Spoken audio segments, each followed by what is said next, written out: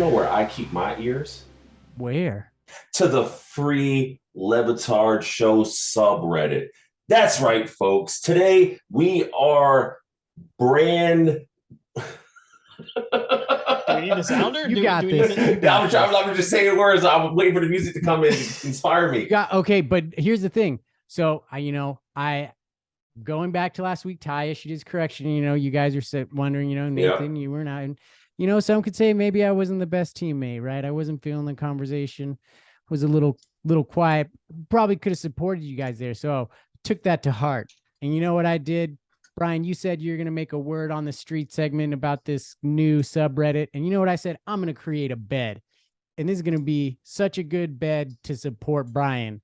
And so what I did is I made this music bed, but it's got to introduce things. So, when you think about the street and the word on the street, you think of like freestyling and stuff. So I got this dope beat, but it starts with some exposition so people can understand the history around the subreddits, right? So it's going to start out, it's going to help people explain what brought this subreddit here to us in the old subreddit. So you're going to have to listen for a little bit, folks, because it starts with some exposition, but then it goes into a sick beat. And then Brian, you can take it over. So Hey DJ, drop that shit. Spin that shit.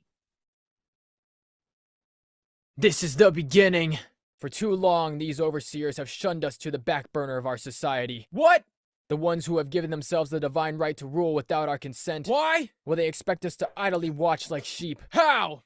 Not causing any trouble and letting them do as they please. Will I say no more? Symbols! For too long, we have watched our families and kindred be pulled down by their power with an excuse to turn us against one another for their own well-being. Base! For too long, they have fed themselves while we laid here and starved. Little did they know they were feeding the fire that burns in our hearts today. As we stand here, unmoved and unwilling to compromise. Today, we take our stand for justice, for fairness, and for equality to all. Today, we fight for freedom. Now who's with me? Drop that beat! Go ahead, Brian. What's the word on the street? Last week we debuted this segment, but it didn't have all this flair, all this gusto, all this bravado, but now it does. So basically, hear it how it goes. Hear it how it goes. You hear me? I can't even concentrate. It's so lovely. I love it, though. Every week, I'm going to get y'all a comment, a post, a segment, something I pick up from the free Levitard Show subreddit. Something I pick up from the free Levitard subreddit that I want to share with y'all, the Flebs, the Flevites, the Fleva citizens of the world. Last week, we hit up Brock Lesnar, who gave us all those suggestions that were terrible. This week, I want to highlight the Herv is the word. He said 4 days ago, is it just me, or have the recent Billy heavy shows actually been better? Which brings me to this question. It's a two-parter to you beautiful folks. Are shows with Billy being featured as a main mic holder better? That's A. And B, if not, who do you prefer the shows to be centered around in order to increase the quality of product that we get? Take it away, folks. Yes. Shows that are heavy on Billy are typically better than shows that are light on Billy. That comes with a caveat. What I'm about to say may be a little I'm gonna be a heretic for saying heretical. This. Heretical. Thank you. I can do words. I don't like God Bless Football as a podcast. I don't think it's all that entertaining. I gotta be honest. And that is a Billy and Stu Hats heavy show, so there are exceptions to that. To answer your second question, Brian, a meme. You put a meme front and center on any episode, I am here. A meme doesn't count. I'm sorry, he doesn't count. He doesn't count? Who counts? Main shipping container members or Dan and Stu. You got to pick from those. Sorry, because we all love a meme. I feel like that'd be too easy of a cop-out. I'm gonna go with Mark for Reddit doesn't love the name. I'm gonna go with Chris Cody. Let's go with Chris Cody. Him or Smetty, I would say. Put one of them front and center, and it's gonna be a different show. It's gonna have a different vibe, but it's probably gonna be a good vibe. Okay. How about you, Nathan? Do you agree that a Billy heavy show tends to make a good show? And if not, who do you prefer the show to kind of have a little bit more of to get you where you need to get to in the end of your day? Look, I love me a good Billy show, right? Billy Gill, he brings it. And you know what I appreciate about a Billy heavy show?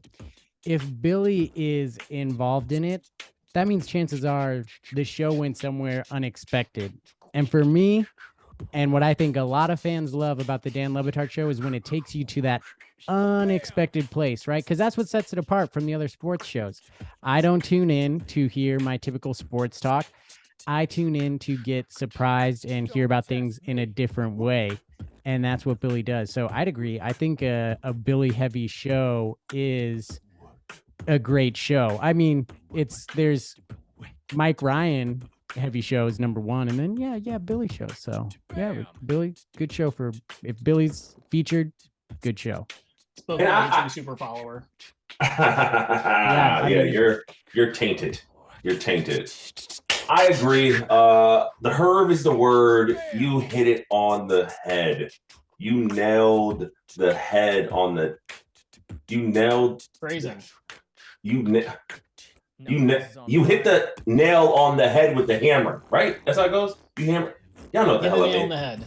You hit the nail on the head. Listen, I totally agree with you. I multiple times told you guys that Billy is my MVP often because he just kind of brings a sense of flavor. He's that ingredient that you didn't expect to be in the meal, but once you have it in there, you can't live without it, right? He's that to me. Shout out to him.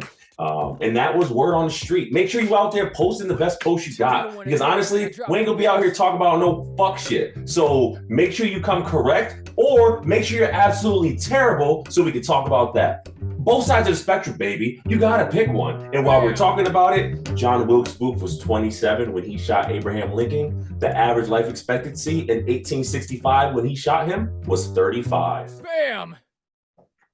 Oh, so close to timing that final bam. Ooh. Like professionals. Don't you love it when things come together like butt cheeks? God. Bam!